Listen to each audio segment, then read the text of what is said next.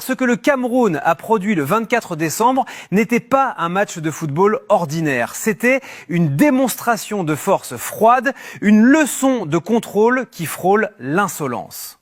Ce chiffre 1-0 est un mensonge, il est trompeur. Il laisse croire que le match était serré, que le Gabon a eu sa chance, que la pièce aurait pu tomber de l'autre côté. C'est faux. Ce match ne s'est jamais joué au tableau d'affichage. Il s'est joué dans la tête, dans le contrôle de l'espace et dans l'étouffement progressif.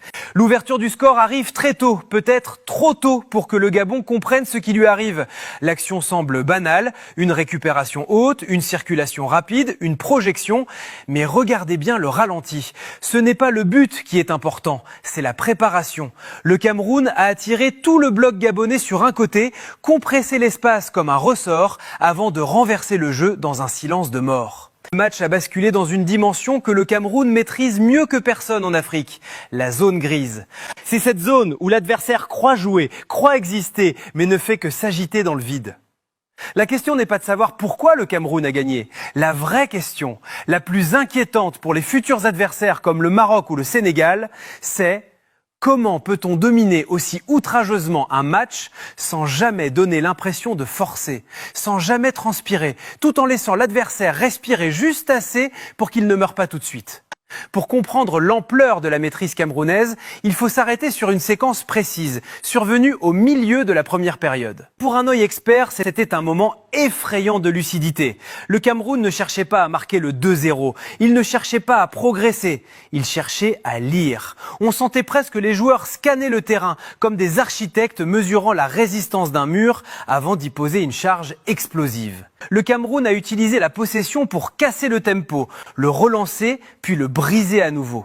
Imaginez ce que cela fait dans la tête d'un joueur gabonais. Vous courez, vous croyez pouvoir intercepter, et au dernier moment, le ballon glisse encore et encore. C'est une fatigue mentale terrible. Le Gabon a eu le ballon par séquence, oui, mais c'était des possessions sous surveillance. Le Cameroun les a laissés jouer en périphérie, loin des zones dangereuses, comme on laisse un enfant jouer dans un parc fermé. Le Cameroun n'a pas pressé comme des chiens fous. Ils n'ont pas cherché à récupérer le ballon haut à tout prix. Ils ont pressé pour orienter. Observez le positionnement des milieux de terrain. Ils fermaient les axes de passe vers l'avant, obligeant le porteur de balle gabonais à aller s'enfermer sur les côtés, dans des couloirs sans issue. Le Gabonais croit avoir une solution, il s'engage et clac, la porte se referme. Le Gabon ne jouait plus pour gagner, il jouait pour survivre à la sensation d'être toujours en retard d'un demi-temps, toujours à glisser dans une direction que l'adversaire a choisie pour vous.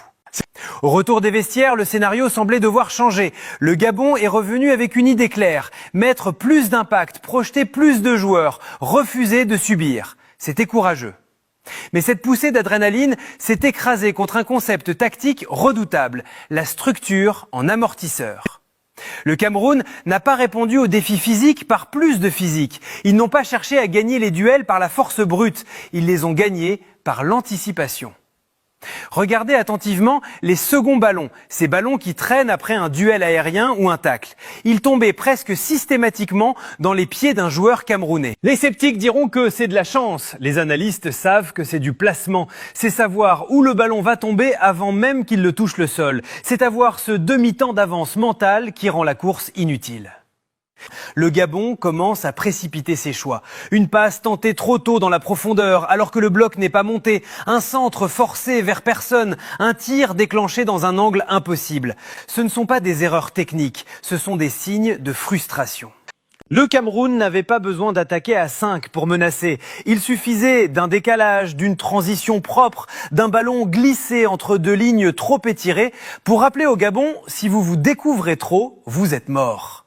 Le Gabon a cru jouer son match, mais en réalité, il n'a fait que jouer le rôle que le Cameroun lui avait assigné, celui de l'agiter face au calme. Le score est toujours de 1-0, le Gabon croit encore qu'il peut égaliser. Mais c'est justement cet espoir qui va les tuer à petit feu. Le Gabon a été victime d'une illusion dangereuse, celle de croire que le match était toujours à sa portée parce que le tableau d'affichage indiquait seulement 1-0. Mais à 1-0, l'espoir devient un boulet. Il paralyse la prise de risque radicale. C'est là que le piège s'est refermé. Les Panthères se sont retrouvés coincés dans une zone intermédiaire. Le dilemme tactique était terrible pour le coach et les joueurs gabonais. Le Cameroun a appliqué ce que le transcript appelle magnifiquement la suffocation douce. Ce n'est pas un étranglement violent, c'est plus subtil, plus vicieux. Les Lions ont géré le sablier. Mais attention, il est crucial de comprendre que cette gestion n'était pas passive, c'était une gestion active. Chaque touche jouée lentement, chaque relance retardée de 3 secondes, chaque faute obtenue au milieu de terrain, tout cela participait à une stratégie globale. Rendre la respiration du match irrégulière. On n'étouffe pas l'adversaire d'un coup, on l'empêche de trouver son rythme cardiaque. Le Gabon voulait emballer la fin de match, le Cameroun l'a haché. Le Gabon voulait du chaos, le Cameroun a imposé de l'ordre. C'est la forme la plus cruelle de domination. Laisser l'adversaire croire qu'il a une chance, alors que toutes les issues sont verrouillées depuis 1 heure. Pour le spectateur lambda, c'était juste un 1-0. Mais pour les concurrents du Cameroun dans cette CAN 2025, pour le Maroc, pour le Sénégal, ce résultat est un avertissement silencieux. Le plus fascinant dans cette victoire, c'est ce qu'elle ne montre pas. Le Cameroun a gagné sans s'énerver, sans s'exposer et surtout sans puiser dans ses réserves. Les Lions ont gardé une marge cachée, une marge physique, une marge tactique, une marge émotionnelle. On a senti une équipe qui en avait encore sous la pédale, mais qui n'a pas jugé nécessaire d'accélérer. C'est une forme d'arrogance maîtrisée. Le Cameroun a joué comme un patron, froid, calculateur, impitoyable.